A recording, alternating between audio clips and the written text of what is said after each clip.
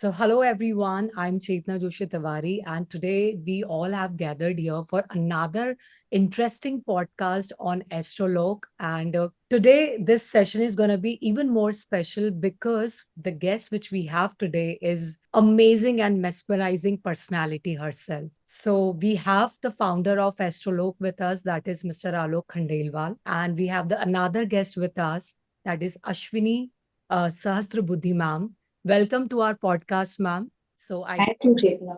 So let me introduce everyone to the brief introduction of Ashwini ji. Ashwini ma'am is a Vedic astrologer and a tarot card consultant with 15 years of consulting in traditional Jyotish and KP astrology. You belong to Mumbai, and Ashwini ji is also a chartered accountant and an all India Merit Ranker, Institute of Chartered Accountants of India, a certified public accountant, US. Ashwini ji, I truly welcome you from the bottom of my heart on this platform. So, welcome. And she also has 30 years of experience from the corporate finance world. There is one more interesting thing about Ashwini ji, that she runs her own community, that is Swadharma Darshan platform, and conducts the discussion on Bhagavad Gita, Upanishads, Itihas, Darshan, Shastra. So it is even getting more interesting for me as well to know so much thing about you. I hope whosoever will be watching us today, they are gonna get lots of learning from this podcast. So Ashwini ji, welcome once again. And Alok Bhaiya, you are the epitome of knowledge, grace, and your simplicity. So once again, welcome to you also on our podcast channel, Astrolo. Thank you, Chetna. Thank you very much. It is going to be interesting. It is going to be interesting because two astrologers, then beach make yoga trainer. Ashwini ji, I want to start from you. You are such a beautiful, personality, because if there is a corporate thing inside you, then एक ज्योतिष का भी अंश आपके अंदर है. साथ ही साथ आप एक स्कॉलर स्टूडेंट भी रही हैं. So I wanted to ask you how this journey actually started, like that beautiful amalgamation of astrology and then CA. So how exactly did it started? That's a very good question and at the same time tough question. First and foremost, let me thank Alokji and you for having me on your podcast. To answer your question, well, you've taken me long back in my journey. How the CA started was, you normally we all, at least I come from a middle class background where studies is most important. So you have to excel in whatever you do. So whatever you do, one had to excel, and that was expectation, and that's what I tried to do to satisfy the expectations. As far as Bhagavad Gita or Jyotish is concerned, that has been my passion right from my childhood. And my mother introduced me to actually Bhagavad Gita. At the age of 5, I knew Sankhya Yoga.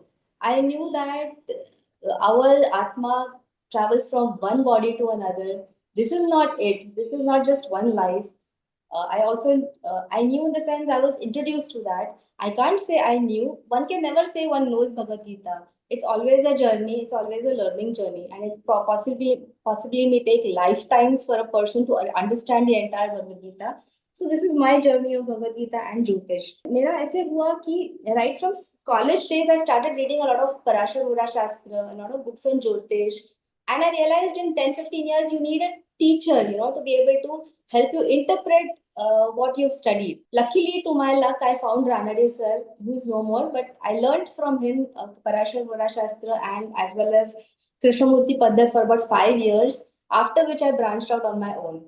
So that was my Jyotish journey. Regarding Bhagavad Gita, again, as I said, it was introduced by my mother to me when I was very young. Karma Yoga, Karma Siddhanta, Sankhya Yoga. I didn't know the complexity of it, but I used to hear it from her. अच्छा करो तो अच्छा होगा, बुरा करो तो बुरा होगा. So in that sense, कर्मण्येवाधिकारस्ते मा फलेषु कदाचन, या तत्रतम बुद्धि संयोगम लभते पौरदेहिकम. So those shlokas, in some way, in subconsciously etched into my consciousness, and that's how the journey started. ऐसे कुछ सोचा नहीं था कि सीए बनूंगी या ज्योतिष बनूंगी, वो होते गया. Okay. Just taking a day at a time. ऐसा समझ सकते हैं कि Bhagavad Gita is not something कि किसी particular section of community को ही पढ़ना चाहिए? What do you have to say on that? Like, who all can go and learn this Bhagavad Gita and Upanishad while carrying, their own individual careers and professions? So, in my humble opinion, from whatever I have studied, learned, seen, also experienced from my clients, astrology clients, I feel Bhagavad Gita should be introduced to a child at maybe age 3-4. मुझे लगता है कि वो philosophy जो है, सांख्य की philosophy है कि नैनम छिन्दन्ति शस्त्राणि नैनम दहति पावकः, that the Atma travels from one body to another. Atma is indestructible. जो कर्म किए हैं उनका ही फल हमें मिलता है, या तो इस जन्म में या तो अगले जन्म में. फल तो मिलेगा, कितना मिलेगा, कब मिलेगा, कहाँ मिलेगा, nobody knows. प्रकृति also doesn't know. वो तो कर्म सिद्धांत ही जानता है.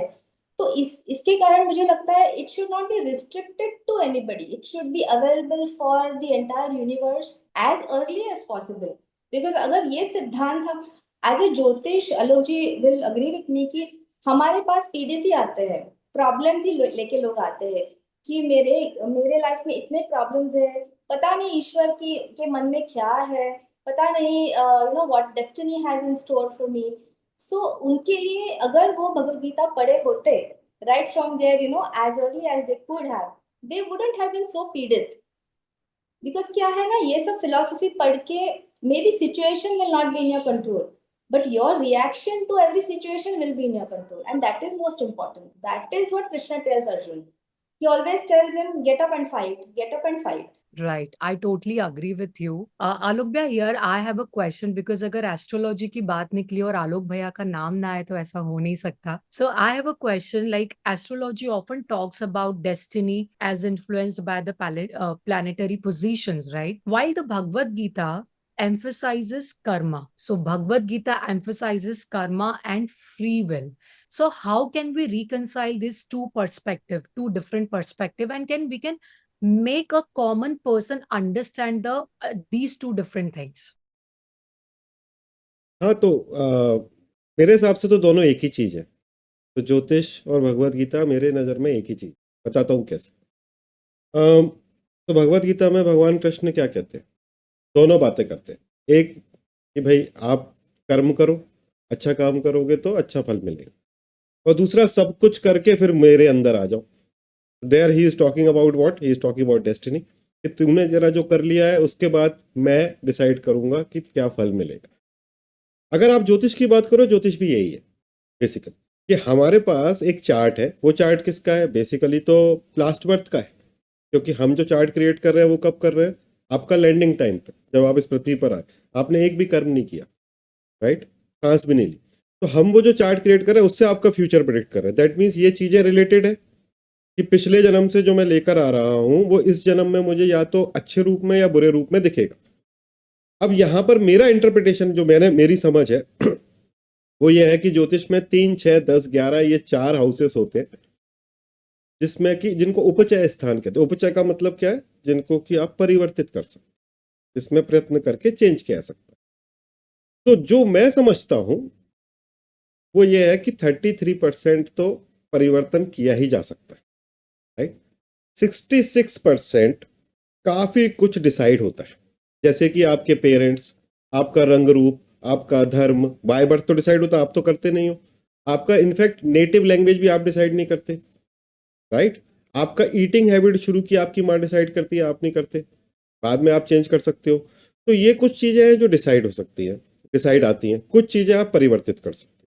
अब जो चीज डिसाइड आई है, जिसको आप कह लो कि डेस्टिनी है, भाग्य है, प्रारब्ध है, संचित है, जो मर्जी कहो, वहां पर भगवत गीता का रोल है कि भाई परिस्थिति या इवेंट होने से आप चेंज नहीं कर सकते. अगर स्टार्स में है तो इवेंट तो होगा, बट रिस्पॉन्स चेंज कर सकते हो. जैसे कि 2 बच्चे हैं, दोनों भाई हैं, दोनों का पिता शांत हो गए, एक उसी समय असेट बन सकता है और एक परिवार के लिए लायबिलिटी बन सकता है डिप्रेशन में जाकर. तो the event is 1 but the response is 2. So basically for me it is basically a mix of everything. This is what Indian history is, Indian Sahitya is. ये everything is mixed. So you cannot separate Bhagavad Gita with Jyotish. You cannot separate Jyotish with Bhagavad Gita. In fact, entire spirituality is talking about a Siddhanta which is like कर्म आपको पे करना ही है, लेकिन payment cash में करना है, check में करना है, डीडी में करना है, थोड़ा डिसाइड हो सकता है. और यहाँ पर गुरु का रोल है, जो श्री कृष्ण ने अर्जुन के लिए किया कि गुरु बदल देते हैं उसको. अर्जुन कितना पीड़ित थे, लेकिन गुरु ने बदल दिया आकर. जो सबसे बड़ा उनके जीवन का सबसे दुखी दिन था कि उन्होंने देखा कि उनके सभी रिश्तेदार मरे हुए पड़े हैं, उसको उनके जीवन का सबसे बड़ा दिन बना दिया to get the supreme knowledge. This is how guru works, right, in your life. तो मेरी नजर में ये एक ही है, मतलब एक तरीके से. थोड़ा सा कंट्रोवर्शियल हो सकता है शायद. दोनों एक दूसरे को कॉम्प्लीमेंट करते हुए एक दूसरे को एक बना रहे हैं, कंप्लीट कर रहे हैं. करेक्ट चेतना. और मैंने ऐसा देखा कि आप jyotish is just like a GPS, right, as Gurudev also says, it's like a torch. तो ज्योतिष आपके गाइडेंस के लिए ठीक है कि आपने देखा कि यार अच्छा चल रहा है, बुरा चल रहा है, क्या चल रहा है, क्या नहीं चल रहा. और ज्ञान, इसमें सुप्रीम ज्ञान है भगवत गीता, है ना. ज्ञान आपका उस समय को गुजारने के लिए बहुत आवश्यक, नहीं तो you can be miserable. At the same time आप, मतलब आपकी जेब में 1 रुपया भी नहीं है, बट आप ज्ञान में रहते हो तो आप आनंद में रह सकते हो. बिल्कुल. मुझे आपसे अब जी अश्विनी जी आप बताएं. ना बहुत सुंदर कहा उन्होंने, आलोक जी ने, कि it's like a GPS. So और it's like a weather forecast. मुझे कल हाइक पे जाना है, you know, astrology is, jyotish is like a weather forecast. I want to go on a track tomorrow, so I first thing I see is weather. Okay, now it is showing rain, heavy rain, 95% precipitation. अभी मेरे पास free will है, जाऊं या ना जाऊं. तो मैंने decide किया मैं जाऊंगी. अनदर फ्री विल, मैं रेनकोट लेके जाऊं या ना जाऊं. तो मेरे फ्री विल पे मेरा next, you know, what I am going to get out of it, what फल जो मुझे मिलने वाला है, will depend on my free will. In fact Yoga Vasishtha तो ऐसे कहते हैं, योग वशिष्ठ में ऐसे लिखा है कि self effort is of 2 categories, one of your current life and one of your previous births. Both counter interact with each other and whichever is more powerful triumphs. Vashishtha ji तो ये भी कहते हैं कि what we call as destiny is nothing but fictitious. वो कहते हैं कि डेस्टिनी ऐसी कुछ चीज है ही नहीं, ऐसे योग वशिष्ठ में लिखा है. Yoga Vasishtha is a document where Vasishtha ji is trying to give spiritual knowledge to Shri Ram when he was in his teens. बहुत कॉम्प्लेक्स डॉक्यूमेंट है, लाइक टोटल डाइव इन नहीं किया है, लेकिन जितना भी पढ़ा है उसमें से ये समझ गई हूँ मैं. What he says is fate or destiny is nothing but fruit of the self effort of our past lives. वो वैसे कहते हैं. और दूसरी ऐसी चीज है कि इवन कृष्ण कहते हैं कि न कर्तृत्वम न कर्माणि लोकस्य सृजति प्रभु न कर्मफल संयोगम स्वभावस्तु प्रवर्तते. कृष्ण कहते हैं कि I do not decide the karma of people, I do not even decide the fruit of their actions. It is their prakriti, sattva रज या तम हम सब में है. सत्व गुण है, रजोगुण है और तमो गुण है. That decides what action a person will take and what fruits he will bear. जैसे आलोक जी ने कहा, मैं कि हम वो लेके आते हैं, अपना पूर्व संचित लेके आते हैं. सो जो हमारी जन्म लग्न कुंडली जो है, उसे मैं ओपनिंग बैलेंस शीट कहती हूँ. मैंने कर्म बैलेंस शीट का एक फेस कॉइन किया है. तो बैलेंस शीट में कॉमर्स या बिजनेस लोगों को पता है, इक्विटी रहती है, असेट रहता है, लायबिलिटीज और असेट्स रहते हैं. तो जो हमारे पूर्व कर्म है, पूर्व जन्मों के कुकर्म, वो हम लेके आते हैं. That is our equity. अगर हम गुड कर्म किए हैं तो हम पॉजिटिव इक्विटी लेके आएंगे. जो उन्होंने कहा, जैसे हमारा बर्थ है, our physical attributes, our parents, our resources is like the current working capital or the assets that we have come with. और जो हमारा पंचकोश थियोरी जो है, वो यही कहता है कि आत्मा डिसाइड करती है कहाँ बर्थ लेना है और क्यों बर्थ लेना है. Because we are spiritual beings in a human body.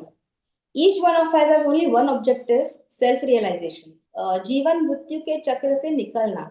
That is the only objective.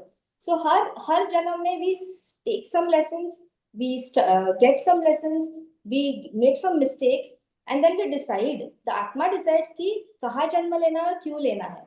Unfortunately, we forget our past जन्म और हम क्यों आए हैं, क्या lesson हम लेने को आए हैं, हम भूल जाते हैं. जैसे कृष्ण बोलते हैं, बहुनी में व्यतीतानि जन्मानि तव चार्जुनम. You, Arjun, and me have taken many life births in the past. You have forgotten. I remember all of them. तो ये फर्क है इन परमात्मा और हम में, हम तो मॉर्टल्स हैं, हम भूल जाते हैं।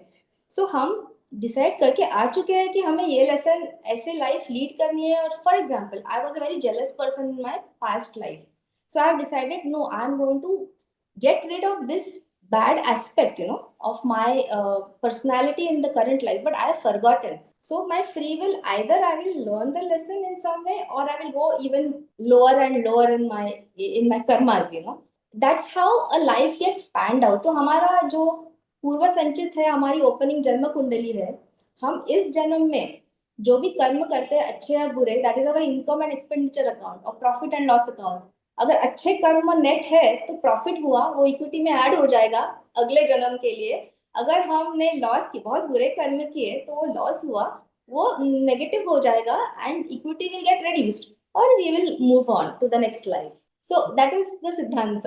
आई डेफिनेटली अंडरस्टूड, लाइक जिसने भगवत गीता पढ़ा है, समझा है, वो डेफिनेटली ये चीज को मानेगा कि कर्म का क्या इम्पोर्टेंस है, और ये संचित कर्मा और ये सब थ्योरी भी समझ आती। बट मान लीजिए कि कोई पर्सन है जो बिल्कुल भी इन चीजों से वाकिफ नहीं है, क्या कर्मा, क्या भगवत गीता और ये सब चीजें, तो हम एक सिंपल लैंग्वेज में अगर उनको सेल्फ रियलाइजेशन, जैसे आपने बोला कि हर एक सोल का जो मोटिव है वो सेल्फ रियलाइजेशन है, तो हम एक सिंपल वे में, क्योंकि जब एक पर्सन कहीं पे एंटर होता है फिर उसकी जर्नी को डीप में लेके जाना इजी हो जाता है, बट वो जो टफ है वो है इनिशिएट करना। तो वो कैसे इनिशिएट करें कि वो इस नॉलेज को समझ सके और वो नॉलेज को विजडम में कन्वर्ट कर सके, क्योंकि जब तक विजडम में नहीं आएगा तो वो कर्म नहीं सुधर सकते। मैं इसमें थोड़ा ऐड करना चाहता हूँ कि देखो, अश्विनी जी बोले कि हर आत्मा डिसाइड करती है कि उसको क्या करना है। तो हम इसको ऐसे समझते हैं कि अगर चेतना को मैथमेटिक्स में डिग्री करनी है तो चेतना को मैथ्स का पेपर आएगा कि ज्योग्राफी का पेपर आएगा? मैथ्स का पेपर है ना। दैट मीन्स अगर एज ए सोल मैंने ये डिसाइड किया है कि I want to get rid of jealousy in this birth which nobody knows, right, there is no method to evaluate कि सोल ने क्या डिसाइड किया, राइट। बट अगर मैंने ये डिसाइड किया है कि मुझे जेलसी से ऊपर जाना है तो मुझे इस जन्म में जेलसी दी जाएगी, तभी तो मैं उस पेपर को अटेम्प्ट करूंगा। And that is seen in the chart. That's how Jyotish connects with this. So, Shata, Ripu, Kam, Krodh, Moh, Lobh, Mad, Matsar can be seen in the chart, and this is the paper. Now, what happens is, normally, भगवान की बड़ी कृपा है कि हम भूल गए हैं वो, अन्यथा आधे लोग तो पागल हो जाते है ना। But normally life is made of opposite. तो जो हमें ठीक लग रहा है वो जनरली खराब होता है, जो खराब लग रहा है वो ठीक होता है। तो people think that okay, they are very proud of this कि मेरा गुस्सा इतना खराब है कि मैं कुछ का कुछ कर देता हूँ, वो जनरली खराब है। सो मेजरली जो ब्लॉकर है वो या तो आपकी क्वालिटी के रूप में आपको दिए जाते हैं या आपके अवगुण के रूप में दिए जाते हैं। तो जीवन को जब उल्टे तरीके से पलट के आप देख लेते हो, आपको समझ जाते हो कि एजेंडा क्या है, क्योंकि कहां पर फंस। There is no reason to stay on this planet until unless there is no hook, there is no homework. क्योंकि बेसिकली तो आप यहाँ पर केवल इवोल्यूशन के लिए आए हो, नहीं तो पाठशाला है, तो यहाँ पर तो कोई काम है नहीं। So that's how I am in love with this science, because I can see in the chart कि भैया होमवर्क कहाँ है। बाकी सब ठीक है, पैसा कमाना, ये करना, करियर में हाइट करना, ऐसा करना, बट ब्लॉकर कहाँ है? क्योंकि आप उसी चीज में सबसे ज्यादा उलझते हो। इसी को दुष्चक्र कहा गया। मान लो आपको सेक्स से पार करना है, इस बार आपने सोचा आपको सेक्स से पार करना है, तो भाई आपको लस्ट दिया जाएगा। आपके आसपास ऐसी परिस्थितियां क्रिएट की जाएंगी कि बहुत सारी लड़कियां, या आप अगर स्त्री हो तो पुरुष होंगे, और अब सब मर रहे हैं आपके ऊपर। और that's why it is called a dushchakra, कि आप उसमें फंस भी सकते हो और आप उससे निकल भी सकते हो। बस यहीं पर ज्ञान को अप्लाई करना है, लेकिन पेपर आपको उसी का आएगा। सो आइदर वे, अब आप you can be very proud of this, I am a womaniser, मेरे तो पागल है लोग मेरे लिए, you can be very proud of this, but ऊपर जाके आपकी माइनस मार्किंग होगी और आपको तला जाएगा, क्योंकि जिस पर्पस के लिए आप आए थे वो पर्पस आपने सॉल्व नहीं किया। तो इसलिए मुझे इसमें इसलिए इतना मजा आता है कि मैं ज्योतिष से ये चीज देख पाता हूँ, जो कि आम आदमी के लिए मुश्किल है पता लगाना। और हमारे पास मैक्सिमम लोग, क्योंकि मेरे मेरे पास जो लोग आते हैं उनमें स्पिरिचुअल लोग ज्यादा होते हैं, मैक्सिमम लोग पूछते हैं पर्पस क्या है लाइफ का। अरे भाई पर्पस तो सबका एक ही है, बट ब्लॉकर कहाँ है वो देखो। पर्पस तो I mean everybody sitting in the same bus as Ashwini ji said, but blocker कहाँ है भाई, कौन तेरे को आने से रोक रहा है, वो that can be seen in the chart. और इसीलिए ये दोनों, जब ज्ञान को आप ज्योतिष से क्लब करते हो तो फिर हमको इजी वे मिल जाता है। और आप आदमी को उस जगह पर चेतना अगर पॉइंट आउट करते हो ना, भाई यहाँ फंसा है तू, सबको पता है वो कहाँ फंसे हैं, तो फिर उसको निकलने के लिए आप जो कहते हो वो करता है। तो दो तरीके से लोग काम करते हैं। जो चेतना तुम्हारा प्रश्न था कि कैसे एक नोवाइस, कोई भी जिसको कोई मतलब नहीं है, एक कि उसका कैरेट क्या है। अगर किसी का कैरेट, क्योंकि वो चार्ट में दिखता है कि किसी का कैरेट अगर करियर है, आप उसको बोलोगे करियर में तेरे अच्छा होगा, तू कूद जा, वो कूद जाएगा। एज ए ज्योतिषी आपको पता है कि ये स्पिरिचुअल प्रोग्रेस के लिए आप ये मंत्र करने की कह रहे हो या ये प्रोसेस करने की कह रहे हो, but he will not listen to you if you talk about spirituality, because he is a career oriented person. So you have to tell him this is good for your career. So this is how I do, right? I know what I am doing, but I have to see कि नवांशा में चंद्रमा किस राशि में है, उससे उसका Dzire level decide होता है। सबसे ज्यादा पसंदीदा चीज उसको वो होती है। तो अगर वो वृषभ में है तो फूड से, वेल्थ से करना पड़ेगा, वो कन्या में है तो ज्ञान से करना पड़ेगा, धनु में है तो प्रार्थना से। तो वैसे this is how we, I mean, I do, and I interact with a lot of youth. तो उनको तो आप नहीं बोल सकते कि भाई ये करो आधा घंटा पौना घंटा। You have to tell him तेरा रिलेशनशिप अच्छा चलेगा अगर तू ये करेगा तो। एंड यू एज ए ज्योतिषी नोस कि आप क्यों करने को बोल रहे हो।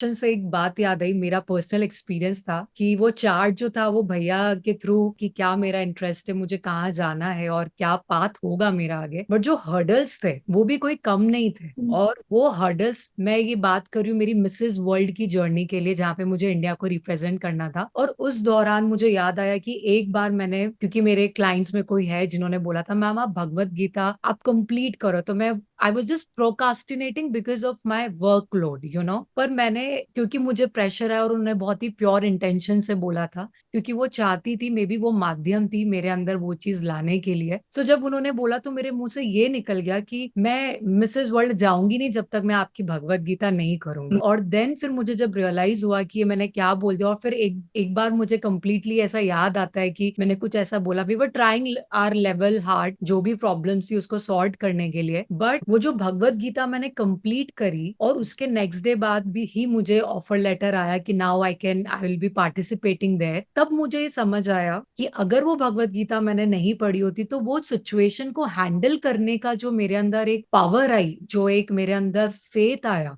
शायद वो नहीं आता और मैं अपनी होप लूज कर जाती। तो मुझे ऐसा लगता है कि जितने भी लोग करियर में अपने अलग अलग करियर अपनी अलग अलग फील्ड में है, ऐसा भगवत गीता उनके लिए उनको चाहिए कि नहीं, उनको डायरेक्ट पूछा जाएगा तो मे बी उनका आंसर यस या नो में निकल सकता है। पर अगर हम इस तरीके से पूछे, जैसे आलोक भैया ने बोला कि सक्सेस चाहिए, तो वो बोलेगा हाँ। तो आई थिंक तब फिर जब हम उन्हें समझाएंगे तो वो हर वो चीज करेंगे जो अपना प्रश्न था, कि वो हर चीज उस तरीके से एक्सप्लोर करेंगे और इनिशिएट करेंगे।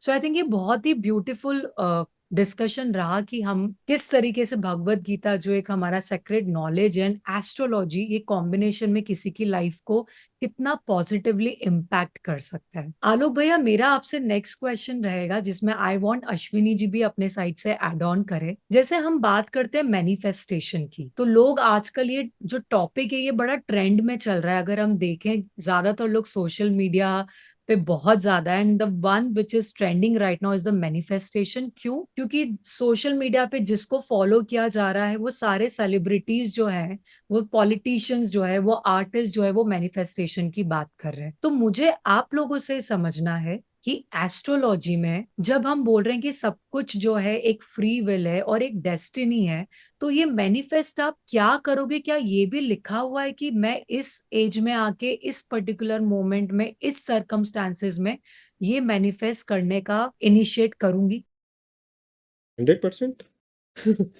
आई मीन पंचम स्थान जो है वो चित्त का स्थान है ना। तो चित्त में जो आप बीज बोते हो वहीं से संतान निकलती है। चित्त में आप जो भी बीज बोओगे वो ही आपको फ्यूचर में दिखेगा, that is will become your destiny.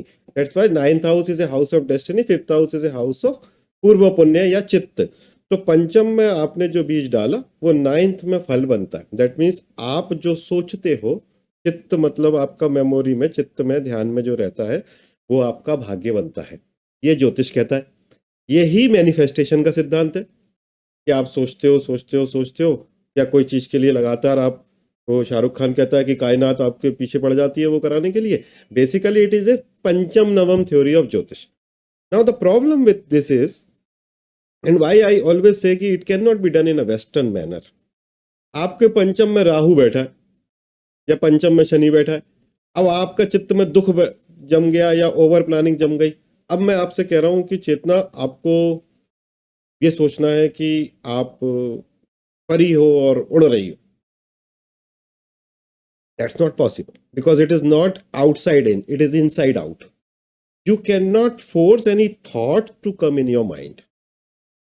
You cannot force. Humans doesn't have that capacity, right? You can say, okay, I can write it 100 times. मैं 100 बार लिख सकता हूँ इस चीज को, मैं ये बनूंगा, मैं ये बनूंगा, मैं ये बनूंगा, मैं आज के दिन ये हूं। I can write it, but I cannot force my mind to believe it. So that's why we have a Chitta Shuddhi concept. All the Panchakshari mantra do your Chitta Shuddhi, right? So all the Panchakshari mantra will do your Chitta Shuddhi, and when you manifest anything, it is going to become the reality. That's why people who do mantras or do meditate, because you can do your mantra meditation exercise, Samadhi meditation, है ना, आप जो सोचोगे वो होने लगता है। अब problem with meditation, the western manifestation is कि फिर नेगेटिव तो मेरे मन में आएगा ही अगर मेरा ग्रह वहां पर खराब बैठा है तो। And once you tune your mind into that, negative जल्दी हो जाता है पॉजिटिव से। So when you want to do it, you have to clean the room. The room is in the 5th house, your mind, right? So if you clean the room, then the manifestation is easy. हमारा शास्त्र तो सदियों से यही कह रहा है भाई कि पंचम में जो बीज बोगे वो 9th में आएगा। लेकिन वही चीज जब वेस्टर्न से आके और पैक्ड होकर अंग्रेजी में आ जाती है तो फिर वो, because they have this beauty, they have made everything very simple to do, we have made things complex to do. The only difference, हमारे बुजुर्गों ने, मैं हमेशा तो उनका अप्रिशिएट ही करता हूँ, तारीफ ही करता रहता हूँ कि इतने इंटेलिजेंट थे, but they have somehow made it very difficult and they have reserved it to only पात्रों को ही मिले। That was good at that time, but right now जब हम सभी लोग कलयुग में इतने परेशानी है वो है, तो वो अवेलेबल होना चाहिए था। तो ये दोनों चीजें मेरी नजर में तो एक ही है कि भाई जो पंचम में बोगे वो 9th में मिलेगा। अब आप सोचो, बट मैंने करके भी देखा, आप वो मैं पॉजिटिव सोचूंगा, सोच के पक्का डिप्रेशन में ही जाओगे। क्योंकि जब एक भी थॉट नेगेटिव आएगा ना चेतना, उस समय फिर क्या आएगा, अरे मेरे को तो पॉजिटिव सोचना था, मैं नेगेटिव। भाई this is your mind has both the poles, right? कभी तो नेगेटिव भी आए, so you have to clean that room daily. So that means the cleaning of your chitta is very important. And I think that cleaning can be done in this aspect through your Yes. spiritual practices, being it Correct. meditation, being it mantras, being it listening to the good thing. Being it yoga. Yoga से I can share a personal experience on this.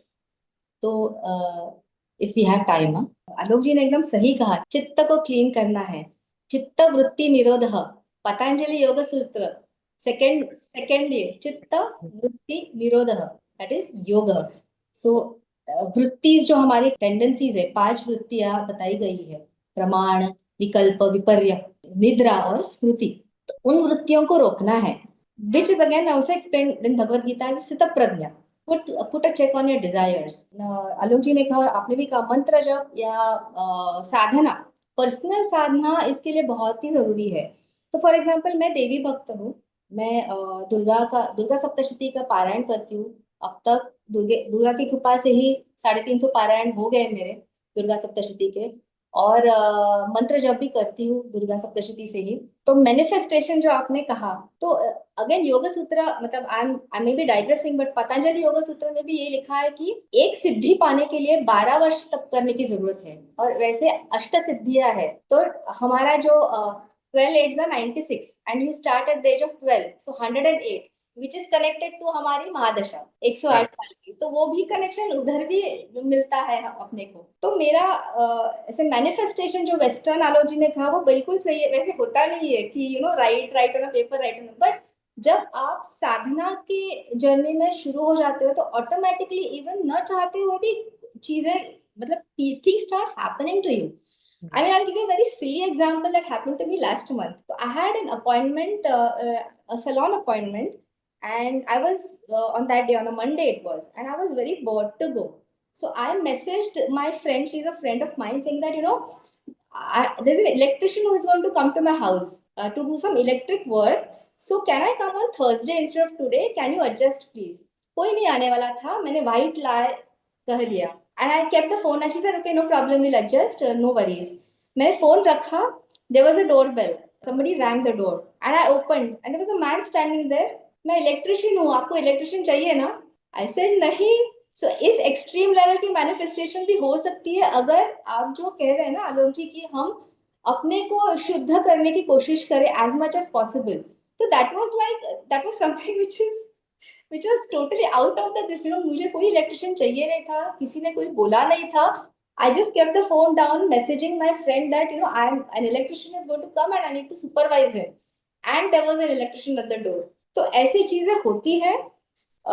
But if you run behind these things, these will not happen. These will only happen at a very unconscious level. For example, एक बार last 2 years back when I was in India again, 2 महीने के लिए मैं आई थी, तो there was no plan of my husband coming here.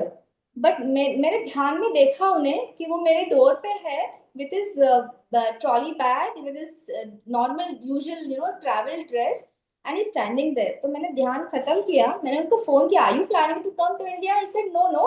He wanted to give me a surprise. 4 days later, morning 2 o'clock, he's standing at the door with the same set of clothes and this. तो ये क्या है ना, manifestation is a very over hyped thing. मतलब वो जो western का आलोची कह रहे हैं कि वो लिखो लिखो ये होगा, तो not necessary. What you need to do is तुम्हारा चित्त शुद्ध करने की ही जरूरत है. I जो think fifth house ninth house का बोल रहे हैं ना आलोक जी वो. right. I think people here need to understand that practicing the spiritual practices on the daily basis, being it yoga, meditation, chanting, ये अगर हम रेगुलर बेसिस पे करते हैं irrespective of the circumstances we are facing or the situations we are encountering, I think वो चीज manifestation will become the byproduct. अगर आप नहीं भी सोचेंगे तो it will be the byproduct that things will start happening to you. अभ्यासेन तु कौन्तेय वैराग्येण च गृह्यते. कृष्ण सेज अभ्यास और वैराग्य. पतंजलि सेज अभ्यास वैराग्य तन्निरोध निरंतर, that is every day, दीर्घकालेन, for a long time, दृढ़, the respect, love, and with that दृढ़ भूमि कि वो होगा. तो ये as you are saying ना, रोज करने की, this is something which you need to do every day. Like when you want to build a muscle, you don't go to a gym for one day and build it, right? You need to go every day, day on day to build a muscle. अध्यात्म भी वही है. ये spiritual journey right from day when you are born should start till the day you leave your body. I think इसमें एक गुरु का बड़ा importance हो जाता है बिकॉज गुरु इज समवन जो आपके नॉलेज को फिल्टर करता है और आपको डायरेक्शन देता है. अदरवाइज तो इतनी सारी नॉलेज की बम्बार्डिंग है from all the direction that you really need a guru और a mentor to guide you on this path, the spiritual path. So मेरे दिमाग में एक और चीज आई थी, like I know somebody who is not so much into astrology. Even they don't believe because they don't consider astrology as a science, जबकि ये पूरा एक साइंस है. It is not something कि किसी ने बोल दिया और हमने मान लिया, जबकि ये सारी चीजें proven है. हम we can connect with each and every points and dots. But for example, that person started showing interest because he has come up with some new word, Alok Bhaiya, that is finance astrology, something like that. Finance astrology. What kind of a astrology is this, and like how much it impacts somebody for their life? Yeah, I mean, देखो, finance astrology दो तरीके से होती है. एक share market में करते हैं, एक जो कमोडिटी का प्राइसिंग होती है. I don't appreciate this doing because I don't want to use my knowledge for this purpose, right? मैं सिखाता भी नहीं, but yes, there are a lot of principle given in the shastra and it is 100% possible. अगर आप share market को देखते हो तो पूरा सेंटिमेंट पे चलता है, राइट? सेंटिमेंट कंट्रोल होते हैं किसी ग्रह से, पैनिक या फिर ग्रीड दोनों किसी ग्रह से कंट्रोल होते हैं. सेम वे जब आप कमोडिटी की बात करते हो तो कमोडिटी भी किसी ना किसी एक्सटर्नल इवेंट से चलती है. पता चला युद्ध हो गया तो लोहे के भाव बढ़ गए या कॉपर के. सो बेसिकली तो, एंड हमने तो श्लोक पे इस पर रिसर्च भी किया, अभी कुछ स्टूडेंट ऑलरेडी रिसर्च कर रहे हैं, right, that how these two things are connected. But उसको आप अपने लिए यूज नहीं करना चाहिए एक ज्योतिषी. अच्छा, दूसरी चीज कि एक ज्योतिषी अपने लिए यूज कर भी नहीं सकता, क्योंकि ये विद्या आपके फायदे के लिए नहीं दी गई है आपको. आप इससे किसको फायदा, दूसरों को कैसे फायदा पहुंचाओगे, वैसे दी गई. तो yes, there is a definite correlation with markets, commodities, pricing, war, economic situation with planets, 100%. And वो सालों से हो रहा है. देयर इज ए शास्त्र कॉल्ड अर्ध Martand.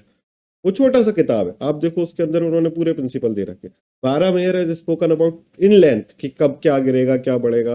There are lot of things which is there, and जो इसको यूज करना चाहते हैं वो कर सकते हैं, बट दूसरों के लिए करें तो अच्छा रहेगा, खुद के लिए नहीं करें. खुद के लिए आपका प्रिडिक्शन गलत हो जाए खुद का.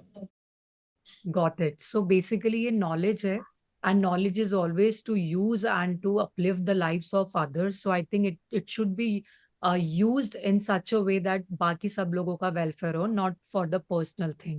तो चेतना होता ही नहीं है, नहीं तो सभी ज्योतिषी अंबानी से बड़े होते ना. You cannot use this ज्योतिष, this any ज्ञान given by Vedas you cannot use for your own selfish purpose.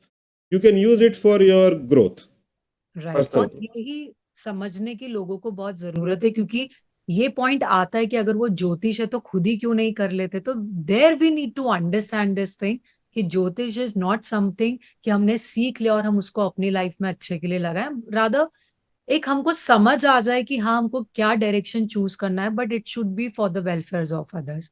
इसके साथ ही अश्विनी मैम, मैं आपसे एक I would like to ask a question that given your experience in corporate finance and astrology as well, do you believe there is a connection between one's astrological chart?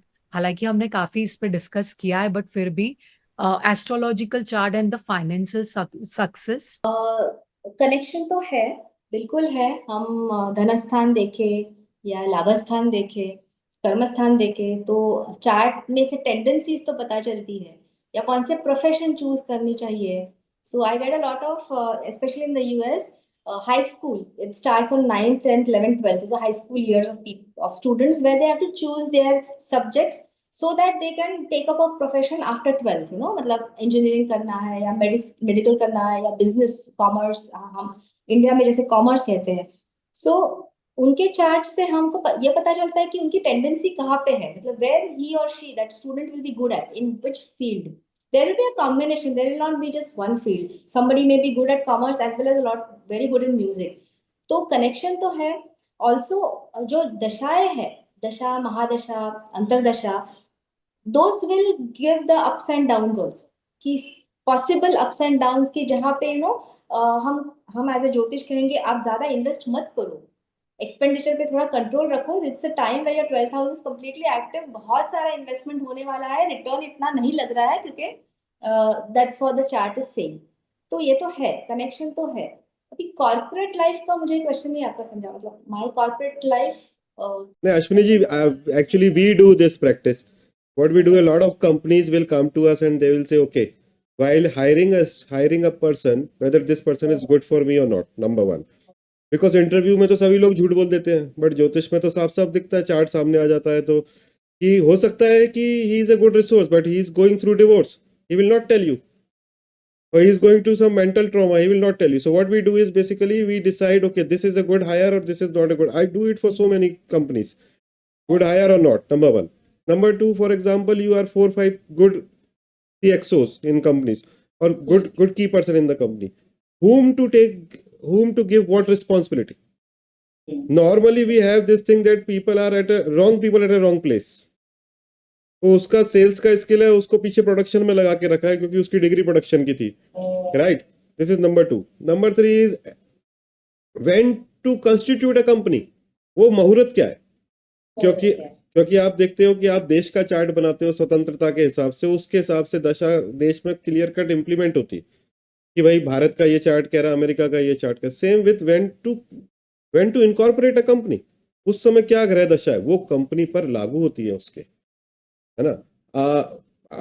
क्योंकि उस समय का हम एक चार्ट क्रिएट करते हैं जब वो कॉन्स्टिट्यूशन होता है कि हाँ भाई ये कंपनी इनकॉर्पोरेट हुई, किस मुहूर्त में हुई, किस दशा में हुई, इस समय उस पर क्या चल रहा है. And that way we can basically help the user in to change the vision accordingly. Vision कैसे चेंज करना है, तो हम तो करते हैं ये प्रैक्टिस काफी. In my experience, lot of my experience has been with US companies, तो इसका तो यूज नहीं होता है इतना. लेकिन आप बोल रहे हो कि incorporation and all that, I have heard of that. But आजकल तो I am getting a lot of ये कि हमारा सी सेक्शन होने वाला है, when the child should be born. ये तो बहुत आ रहे हैं लास्ट 4-5 years में कि tell us a good time when the child should be born. And I personally don't like it because I feel that nature के साथ one shouldn't interfere too much with what is naturally happening. But in the US, typically you're given a week. In this week we'll do the C-section, so you have to book the room, the operation room. You have to book the doctor. So the parents say, the would-be parents say that अगर ये book करना है तो at least tell us which is a good time for the C-section. That's very I mean very common in India. Because in India, yeah, this is very common. In India, the doctor himself or herself will say, भाई मुहूर्त ले आओ कब. क्योंकि India में 90, आपके US में तो कुछ नॉर्मल डिलीवरी होती होंगी, हमारे यहाँ तो 99% सीजेरियन ही होती है. So yes, so because it is a business now, so sometimes the parents will come to me and say, sir एक डॉक्टर का चार्ट बना दो. So then we have to ultimately you have to help that person, क्योंकि उसको एक anxiety है भाई, गलत जब उसके पास मौका है तो वो चाहता है. But at the same time the ज्योतिषी हैज टू अंडरस्टैंड दिस कि वो कर रहा है ये कर्म लेकिन उसके हाथ में कुछ नहीं. इसलिए हम 3 या 4 मुहूर्त देते हैं कि भाई ये प्रेफरेबल टाइम है. बाकी जिसको जब आना होता है वो तभी आता है. या तो उस समय बीपी नहीं मिलेगा, शुगर बिगड़ जाएगी, डॉक्टर अवेलेबल नहीं होगा, लाइट चली जाएगी, कुछ भी होगा. सो हमको ये समझना पड़ता है कि जो टाइम पर हमने दिया है, एक तो भगवती ने ही दिलवाया वो टाइम, नंबर 1. नंबर 2, अगर वो बच्चा उस समय पृथ्वी पर आया तो उनकी इच्छा के बिना आ नहीं सकता. तो जैसे डॉक्टर वो बच्चे को बाहर निकाला, हमारा भी रोल होता ही है. डॉक्टर की वजह से बच्चा तो आ नहीं रहा उस समय पर. तो बट ये तो अब इंडिया में तो बहुत ही common, it's very common. I have noticed it last 4-5 years in the US also कि लोग आ रहे हैं, लेकिन उसके पहले मैंने ये नहीं नोटिस किया था. और one more thing I have noticed is psychological problems with teenagers.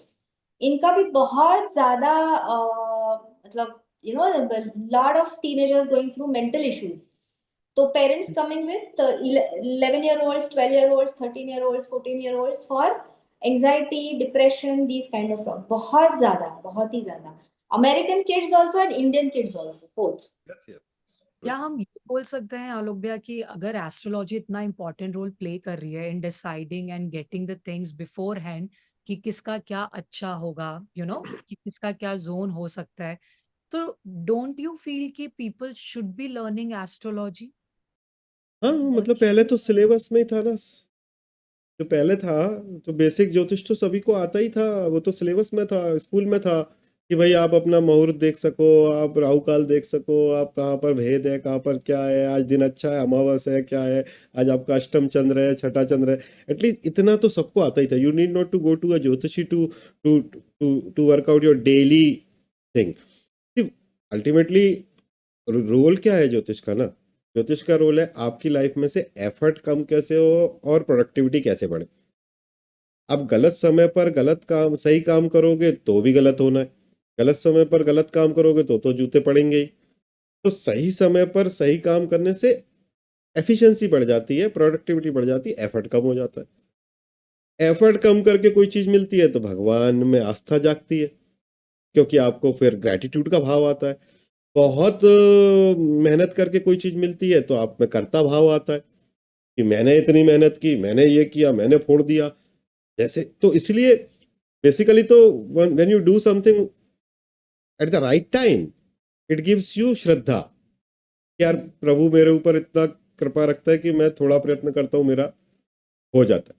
Difficult time में आप कुछ अचीव, मेरा मेरा व्यू है ये, डिफिकल्ट बहुत मेहनत करके कुछ अचीव करते हो तो लगता है मैं इंटेलिजेंट हूँ, मैं मेहनती हूँ, मैं वो तो सब कुछ मैं करता हूँ, तो फिर वो तो फिर तू करता है तो तू ही पिटता है, तो वैसा है। फिर वहां पे भगवत गीता का नॉलेज आता है कि तू नहीं कर रहा है या कोई और नहीं कर रहा है, माध्यम बना के मैं ही भेज रहा हूँ।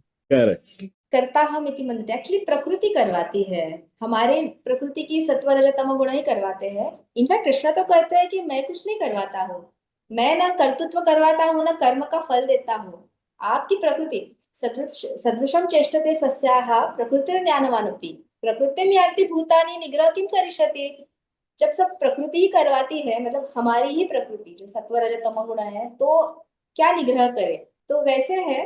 जब भगवत गीता की बात आई तो मेरे दो प्रश्न और उठे हैं कि जैसे भगवत गीता, जैसे मैम सर ने और आपने बोला कि जब कोई पीड़ित होता है, तकलीफ में आता है, तभी उसको ये सारी चीजें याद आती है। तो मेरा ये प्रश्न था, क्या भगवत गीता को बीच में से कि कभी भी कोई भी श्लोक उठा के पढ़ लिया जाए, या उसके पीछे का पहले रूट समझना जरूरी है, फिर इस जर्नी में आगे बढ़े तो आपको सारी चीजें क्यों क्या बेटर समझ आए। क्योंकि मेरी एक दोस्त थी जिसको मैंने पूछा कि भगवत गीता, ऐसी डिस्कशन चल रहा था, तो उन्होंने कहा तुम्हारे तो भगवान यही बोलते मैं ही सब हूँ, मैं ही लाइक दैट वे, मुझ में ही सब समारे हो, तो ये तो भैया बड़े इगोइस्टिक है कृष्णा जी, तो ये भगवान कैसे हुए। तो आई थिंक ये हाफ नॉलेज भी बड़ा डेंजरस है। यस। तो इस भगवत गीता को, इस सेक्रेड नॉलेज को किस तरीके से पढ़ा जाए, सीखा जाए और शुरुआत कैसे की जाए।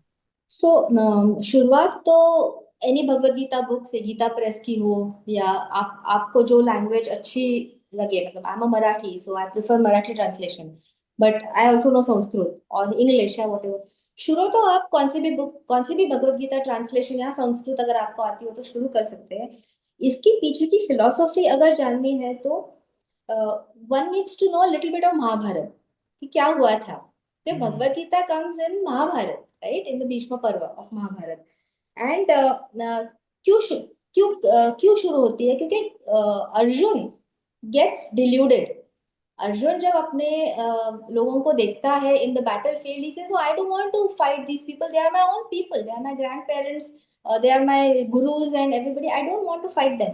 And that's where the delusion starts, and that's where Krishna says and gives him the knowledge of Sankhya, Karma Yoga, Sankhya Yoga, Dhyana Yoga, Bhakti Yoga, and Jnana Yoga. Basically you can divide the Bhagavad Gita into these 5 categories, but at the end of it he says ekam sankhyam cha yogam cha yah pashyati sa pashyati। कौन किसी भी योग में आप करो, आप किसी भी योग का प्रयास करो, आप मुझे ही पाओगे, मतलब it will take you. So when Krishna says मुझे पाओगे, he is not egoistic, he wants us to get into a self realisation mode, a moksha mode, because हमारे हमारे में भी उनका ही, परमात्मा का ही अंश है। Krishna was human being, right. Krishna also had सत्व रजत तम गुण, बट पराशर रोड़ा शास्त्र में लिखा हुआ है Krishna comes from the moon, he is a reincarnation from the moon. Sri Ram is a reincarnation from the sun. So planets reincarnate themselves into these beings. According to their karma, they go back to these planets. तो Parashar first chapter में लिखा है कि कर्म का कितना महत्व है।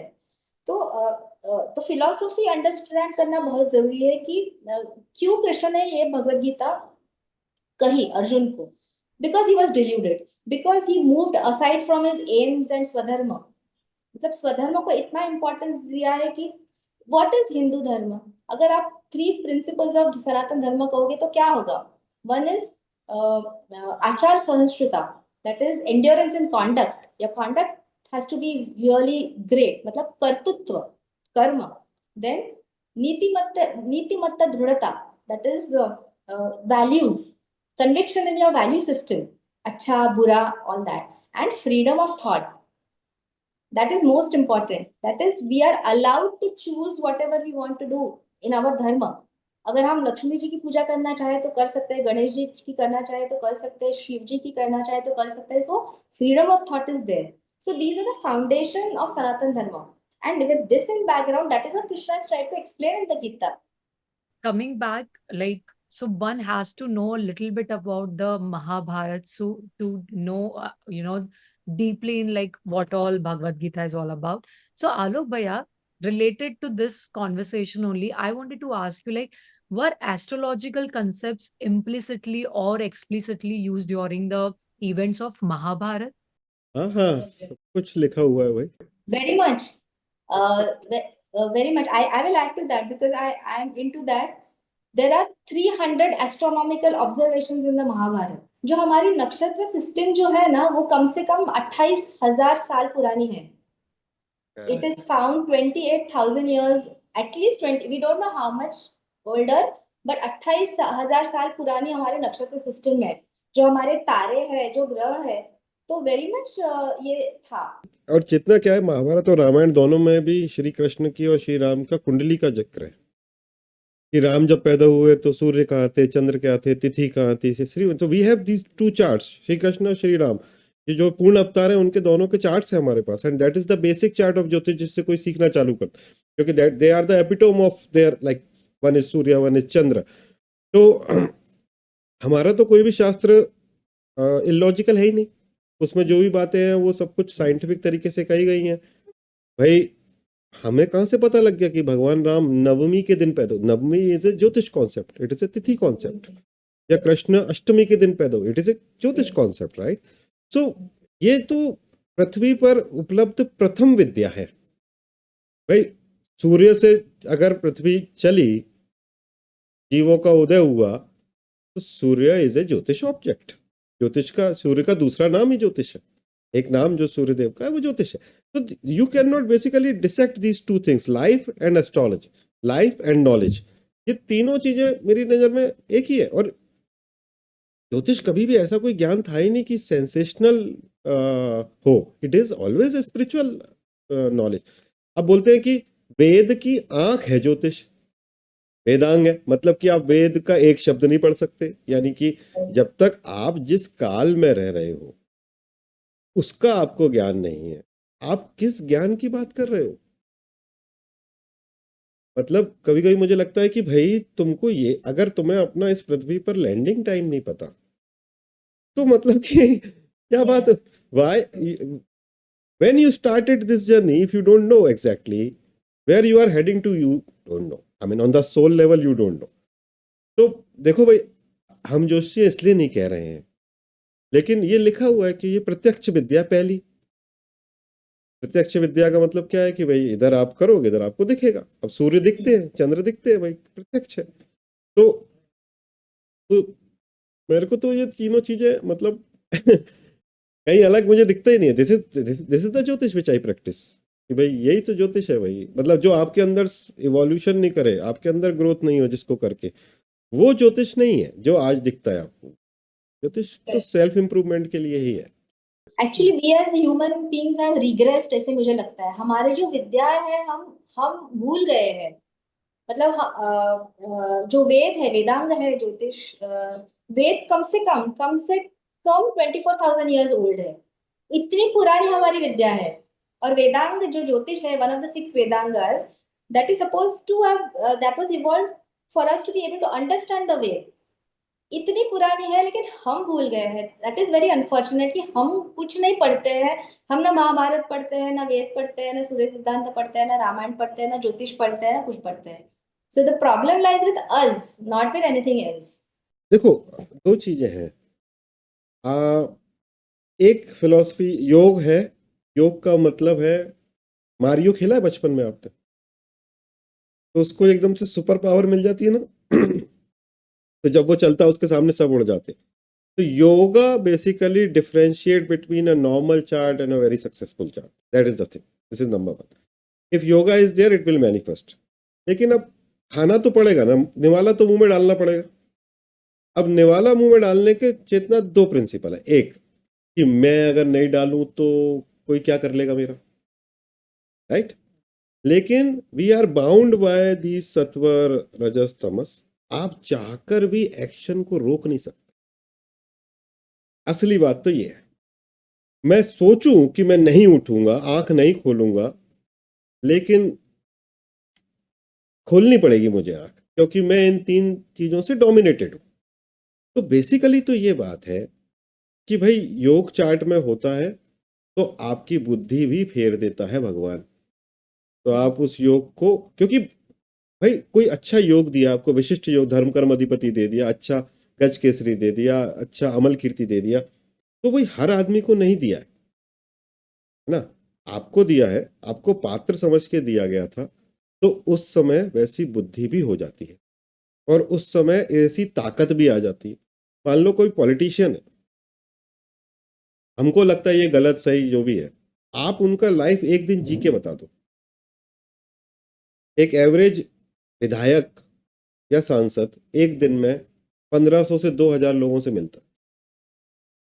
सुबह 4 बजे से काम चालू करते, रात में 12 बजे तक काम करते, भले ही भ्रष्ट हो या नहीं हो, उतना एनर्जी लेवल मेंटेन करना, शरीर इतना स्वस्थ रहना, इच्छा रहना, मुस्कुराते रहना, बातें करना, लोगों की समस्या सुनना, इसके लिए कोई एक विलक्षण ताकत भगवान शरीर में देता है। नहीं तो एक आदमी 8 घंटे काम करने के बाद पत्नी पर चिड़चिड़ाने लगता है कि मेरा खाना टेबल पे, बिस्तर पे ला के दे दे।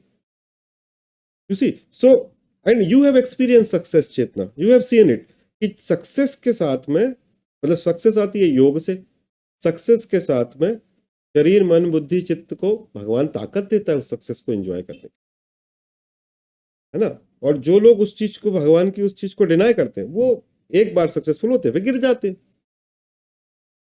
सो then you have to justify your success, right. Success को, कोई भी योग आपको सक्सेस देता है, चाहे वो आर्थिक हो, सामाजिक हो, राजनीतिक हो, कोई भी हो, उस सक्सेस को सस्टेन करने के लिए भगवान तो शक्ति देता है।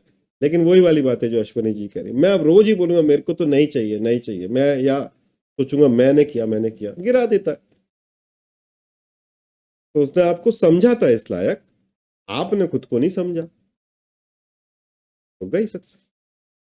इसलिए बोलते ना, हमारे, मैं बनिया हूं जात का, मारवाड़ी हूं, तो हमारे यहाँ बोलते हैं भाई पैसा कमाना आसान है, बचाना मुश्किल। सक्सेसफुल होना, पैसा कमाना आसान है, उसको बचाना बहुत मुश्किल है। बचाने का शक्ति वो केवल और केवल, मैं ये नहीं कह रहा हूं कि प्रार्थना से मंत्र से आएगी, स्पिरिचुअल लेवल पे जब आप इवॉल्व होते हो उसी को ही आती है। चाहे आप क्रिश्चियन हो, हिंदू हो, Muslim, doesn't matter, everybody has a spirit, right. वो स्पिरिचुअल लेवल पे आप बचा पाते हो, नहीं तो फिर आप गिर जाते। What a beautiful explanation. मेरा आप दोनों से एक और सवाल है, जैसे ये कॉन्वर्सेशन में हमारे पहले भी बात हुई कि एक अगर कोई योग भी आ रहा है किसी की पत्रिका में या चार्ट में, तो वो उसके कर्मास का भी एक फ्रूट हो सकता है जो वो पिछले जन्म में करके आया है। साथ ही साथ उसकी पर्सनालिटी कितनी स्ट्रांग होगी कि वो उसको ये योग मिला है, क्योंकि इस योग के अंतर्गत वो ऐसी कुछ बहुत सारे कर्म और करने वाला है जो शायद लोगों के हित में हो। तो ये योग को हम सिर्फ एक बेनिफिट मिले उससे ही नहीं, हमको इस तरीके भी से भी क्या समझ सकते हैं कि अगर ये योग मिला है तो कुछ बड़ा बड़ा मतलब लोगों के लिए, या उस योग का सही तरीके से उपयोग हो इसलिए वो हमारी लाइफ में और हमें मिला है। क्या ये इंटरप्रिटेशन भी हो सकता है? अरे यही होता है चेतना। अब जैसे आप इतने फेमस योगा टीचर हो, है ना, आपको एक योग मिला, आपको तो योग भी मिला और एक ज्योतिष में भी योग मिला, उसका एडवांटेज किसको मिल रहा है? लोगों को मिल रहा है। भगवान ने किसी पर कृपा करी है, he is become a very good singer, very good actor, advantage किसको मिल रहा है? तो भाई भगवान के यहाँ पर कोई भी एरर नहीं है। आपको जो भाई आप खाओगे तो 2 ही रोटी, आपने बहुत बड़ी कंपनी क्रिएट कर ली, कोई योग था चार्ट में, अच्छी दशा मिली, अच्छे ग्रह लेकर आए, लास्ट बर्थ में अच्छा कर्म किया, तो क्या पैसे खा रहे हो रोज सुबह शाम? नहीं खा। आप वही 4 रोटी खा रहे हो, लेकिन आपकी वजह से 10,000 लोगों को रोजगार मिल रहा है। So anything which you are being blessed with, basically तो आप देखोगे कि आपसे ज्यादा फायदा लोगों को हो रहा है उसका।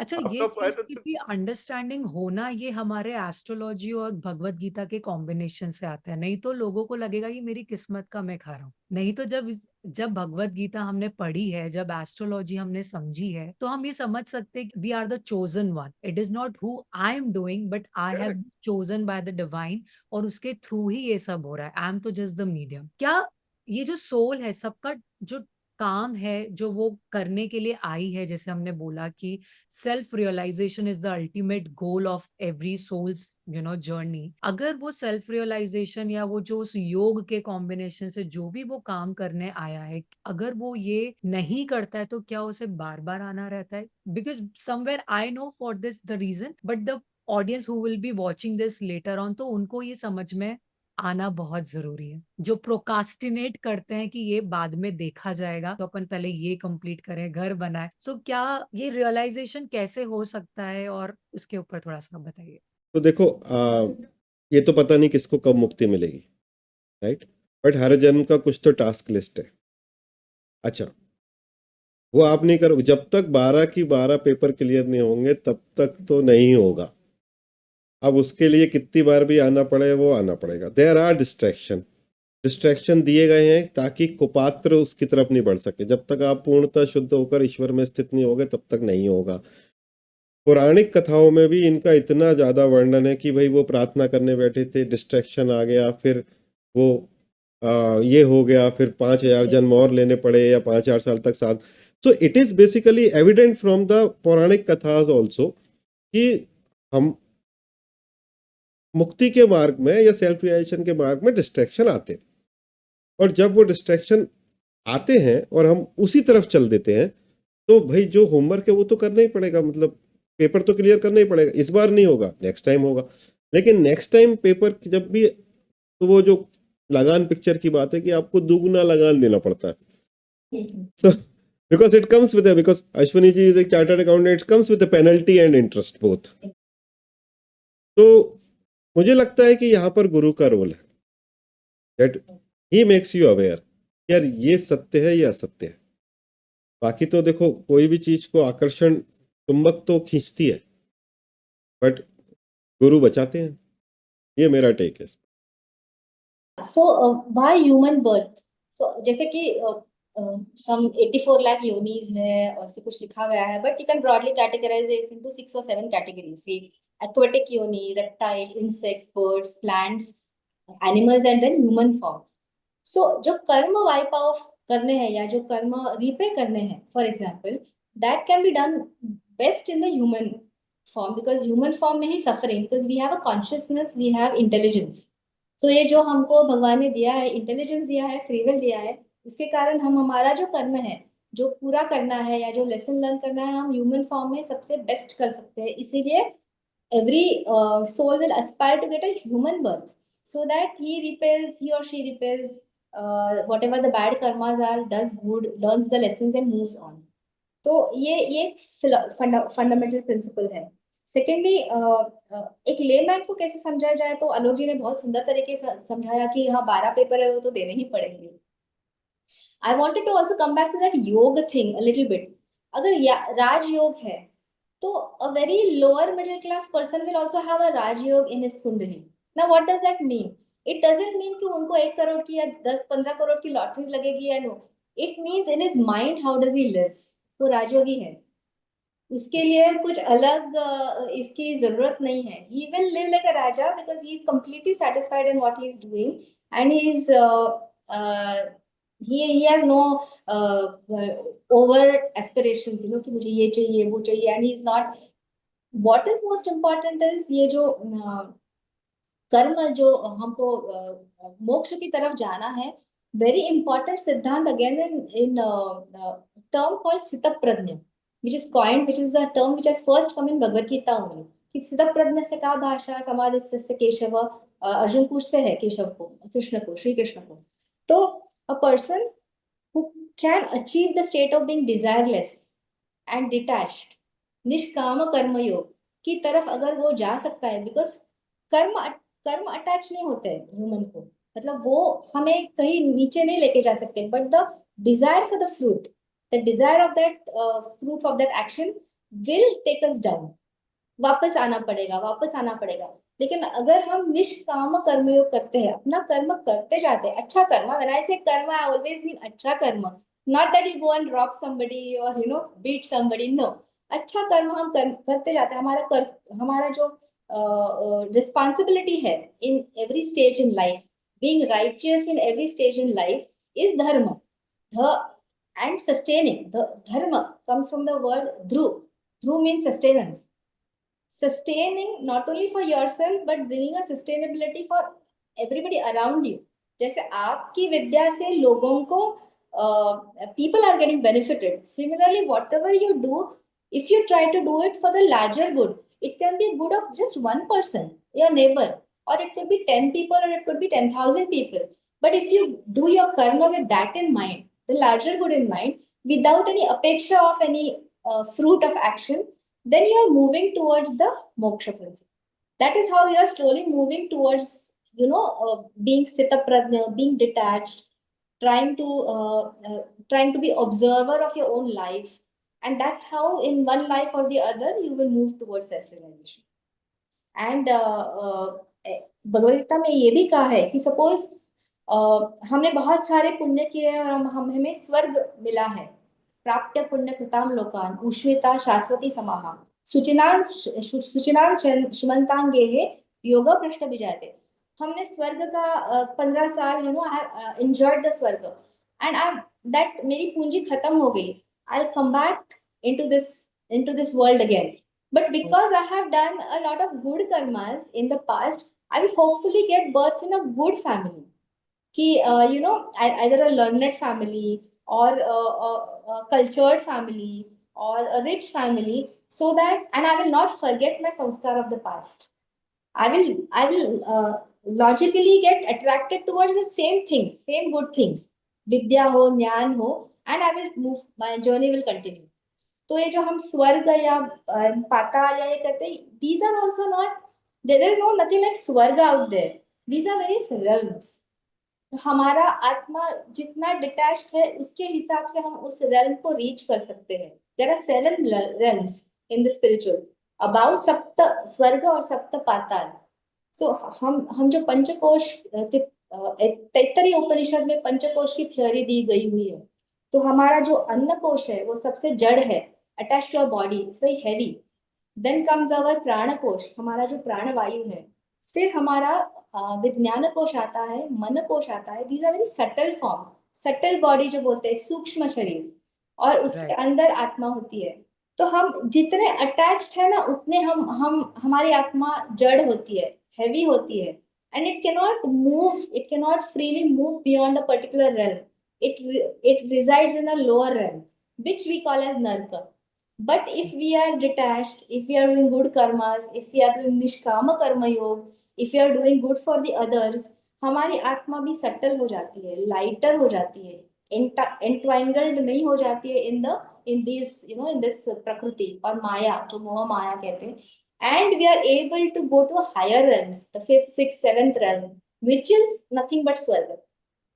तो वैसे वो एक्सप्लेन किया गया है इन उपनिषद या इन भगवद गीता.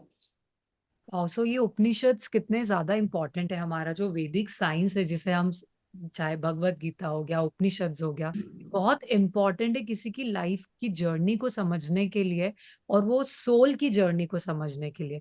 आलोक भैया, यहाँ पर एक बात आ रही है बार बार कर्मा की. तो चाहे वो भगवत गीता में बात हो तो कर्म की आ रही है, चाहे एस्ट्रोलॉजी में जब कॉम्बिनेशंस बन रहे तो कहीं ना कहीं पीछे कर्म की ही बात आ रही है.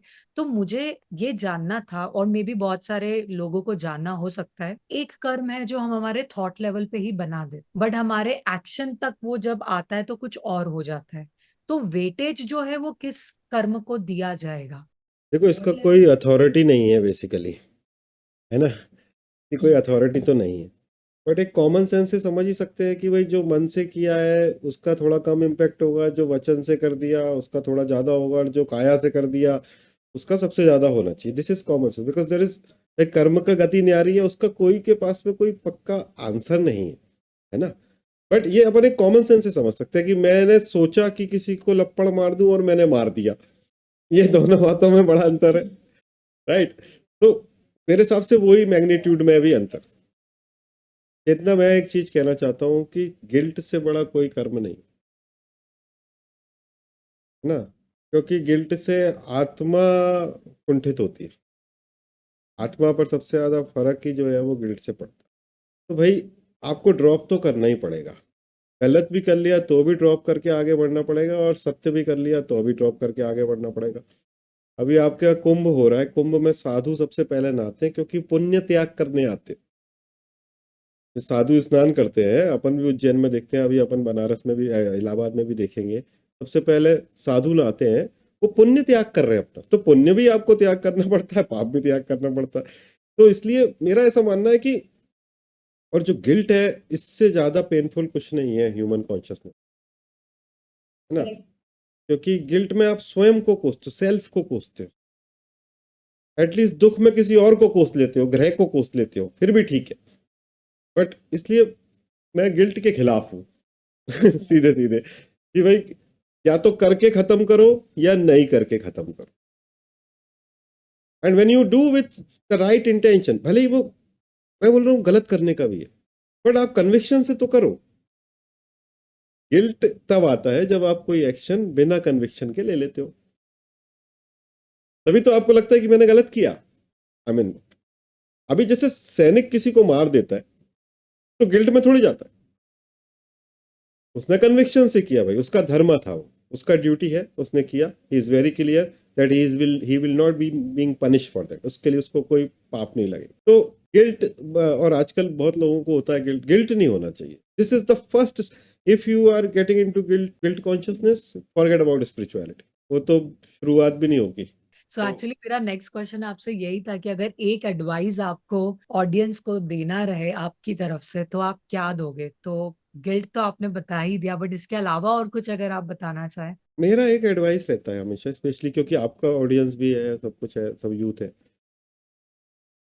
आपको भगवान ने कुछ सोच समझ के हिंदुस्तान में पैदा किया होगा, भगवान से तो गलती होगी नहीं। अच्छा, उसके बाद फिर अगर बाई चांस आप हिंदू हो तो सोच समझ के किया होगा आपको हिंदू, ऐसा तो था नहीं कि कोई गलत।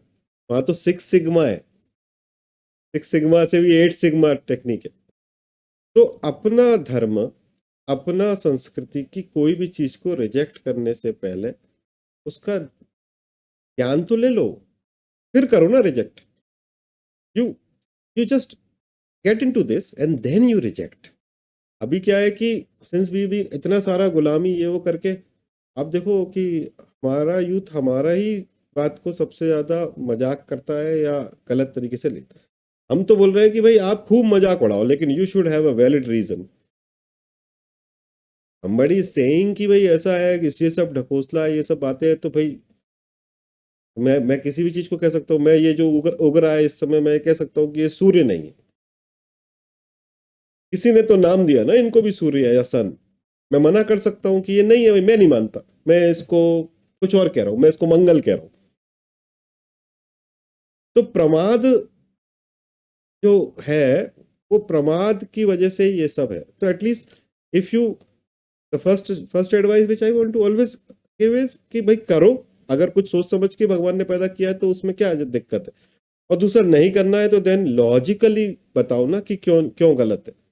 मैं सेम क्वेश्चन अश्विनी मैम आपसे भी पूछना चाहूंगी, but before that I want to take you back to your vision, that is स्वधर्म दर्शन में थोड़ा सा आप बताइए, so that the people can understand कि ये क्या प्लेटफॉर्म है और यहाँ पे आप किस तरीके से वर्क कर रही हैं एंड लोगों को एंगेज कर रही हैं।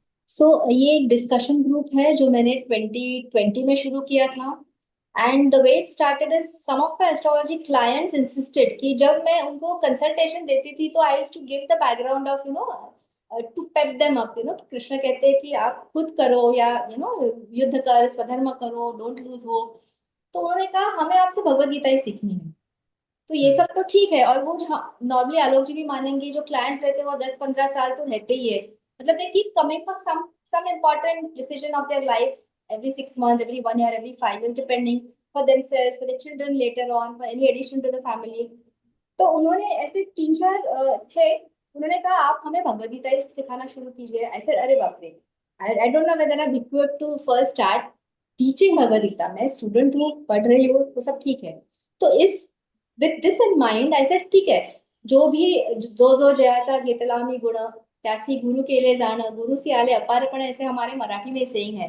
जो जो अच्छा आता है वो देते जाओ, जो भी थोड़ा आता है वो try to give it to people, you know, like you are teaching yoga. तो मैंने कहा एक प्लेटफॉर्म बनाते हैं, और कोविड के दिन थे, so let's do an online discussion group on Bhagavad Gita. तो कहने लगे कि everybody is not a Sanskrit, nobody knows Sanskrit, nobody knows Marathi, because my mother tongue is Marathi. तो ऐसे नहीं, हम इंग्लिश बेस करते हैं, तो क्या करेंगे। तो मैंने अब तक शायद 100 से ज्यादा interpretations of the Bhagavad Gita पढ़ी है, शंकराचार्य, ज्ञानेश्वर, एक्सेट्रा, विनोबा भावे जी। और मुझे सबसे अच्छी, सबसे relatable, very easy for a was talks on the Gita by Vinoba Bhave. So Vinoba Bhave, अगर आपने नाम सुना है, वो एक क्रांतिकारी थे। उन्होंने भूदान मूवमेंट शुरू की थी।